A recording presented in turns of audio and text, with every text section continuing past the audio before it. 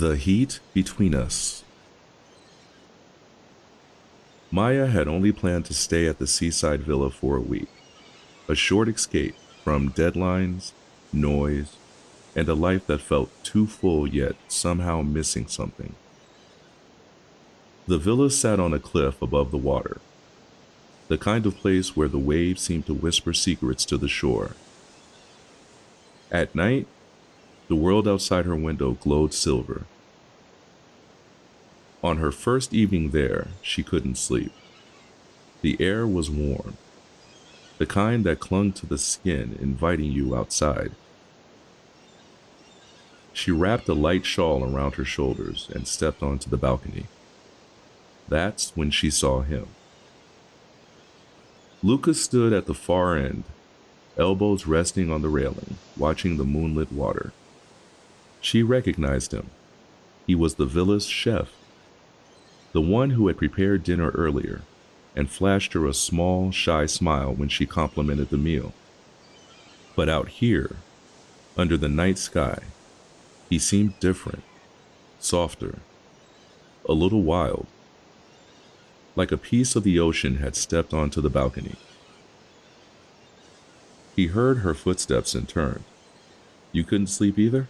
he asked, voice low and somehow soothing. "Not with this view," she said, and though she glanced at the water, her eyes found their way back to him. He moved a little closer.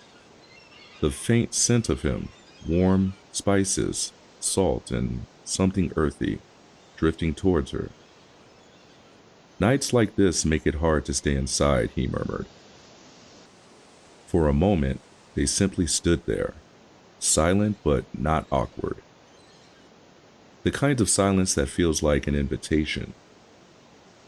"You know," Lucas said, lifting his eyes to hers, "I come out here every night after dinner service. It's become a tradition. It helps me unwind." "Do you mind sharing your ritual tonight?" Maya asked, leaning against the railing beside him. "I was hoping you would say that," he said softly. The breeze brushed against them, warm, despite the late hour. The waves rolled steady and deep.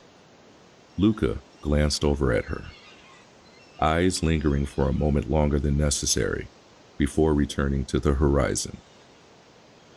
"You seemed lost in thought earlier," he said. "I guess I was," Maya admitted, "trying to figure out when my life got so boxed in, when everything became schedules and chores instead of moments like this." Luca nodded slowly, as though he understood too well. "Then maybe this week is exactly what you needed." His voice felt like a warm hand around her heart. A quiet stretch of time passed. The distance between them was nearly nothing now. Their shoulders were almost touching.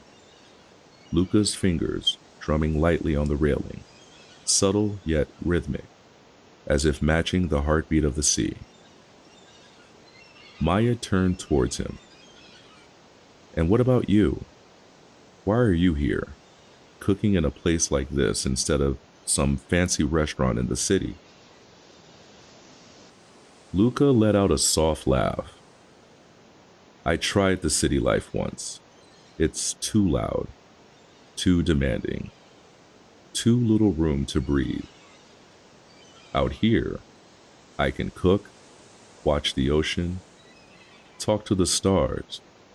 Maybe it's simpler, but it's mine." Maya smiled. "I like that." He looked at her and then really looked. Something warm flickered in his eyes, like the glow of embers being stirred. "You have this calm about you," he said, "but also fire.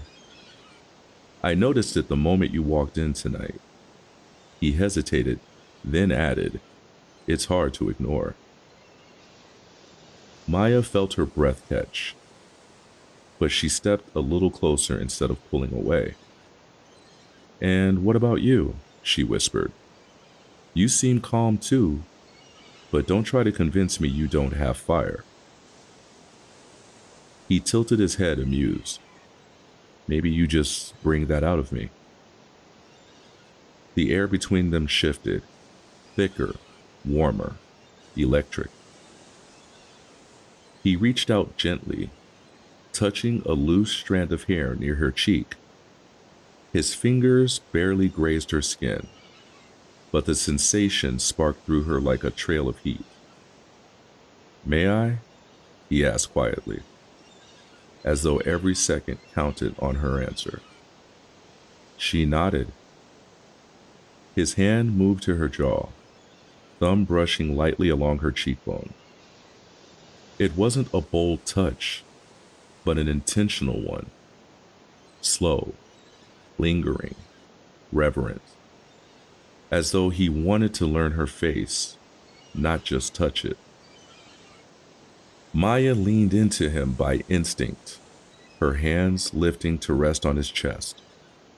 She felt the warmth of his body through his thin fabric of his shirt, the steady rhythm of his heartbeat beneath her palms. Luca's breath brushed her lips. "You make the night feel warmer," he whispered. They stood like that for a moment, close enough to feel each other's breaths. The heat where their bodies nearly met, the quiet rush of wanting something they were only just beginning to name. When her lips finally touched, it was gentle at first. A soft, exploratory kiss that tasted of salt and moonlight, and all the tension that had been building since the moment she stepped onto the balcony. The kiss deepened slowly, like waves growing stronger as the tide shifts, drawn together by something nearly fully understood by both and fully felt. Luca's hand slid behind her waist, pulling her closer with a careful, protective tenderness. Maya's fingers curled into the fabric of his shirt, holding him as if grounding herself. There was no rush, no urgency, just warmth, closeness, and a feeling of discovering someone who fit into the quiet spaces she hadn't known were empty. When Luca finally pulled back, he rested his forehead gently against hers. "Stay a while," he murmured, "just like this." And she did. They stood together wrapped in the soft glow of night, listening to the waves below, as though the ocean itself approved. Time stretched and softened around them. The warmth between them grew not from the heat alone, but from the quiet certainty that something new, something deep, had begun. And neither of them wanted the night to end.